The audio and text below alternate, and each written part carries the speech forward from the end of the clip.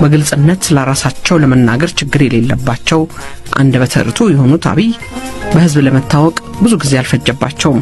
And I hear you have a strong leader in Ethiopia too. I don't know him as well as I know you, but he's a strong guy.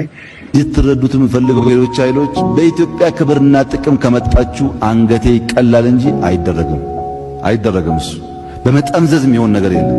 ተላላኪ መንግስት ኢትዮጵያ ውስጥ አይፈጠርም። ህዳሴን ጨርሰናል።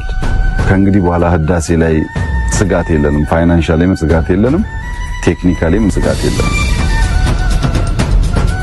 አብይ በገዢው ፓርቲ ተመርጠው ስልጣን የያዙበት ሁኔታም ከዚህ ቀደም በኢህአዴግ ቤት ያልተለመደ በከተማ ወሬ እንደሰማነውም የማን ያሸንፋል ውጥረት የነበረበትና ብዙ የቡድን መጓተቶች የታዩበት ነበር። አብይ ስልጣን ላይ ከወጡ በኋላ አገሪቱ ያለፈችበት የለውጥ ሂደት ከፍተኛ ነው። የፖለቲካ ለውጥ ያረገዘ ተቃውሞ በተፈጠረ ቁጥር ኢትዮጵያ ትበታተናለች የሚለው ስጋት የዘንድሮም የፖለቲከኞች አፍ ማሟሻ ነበር። በዚህ ረገድ የጠቅላይ ሚኒስትር አብይ የስልጣን ዘመን በብዙ መንገድ ተፈትኗል። ያም ሆነ አብይ መደመር የሚል አዲስ ሐሳብ ይዘው መጥተዋል። ይሄም የኢትዮጵያን ችግሮች በሁሉ አቀፍ መንገድ ለመፍታት ያስችላል የሚል ሙሉ እምነት አላቸው።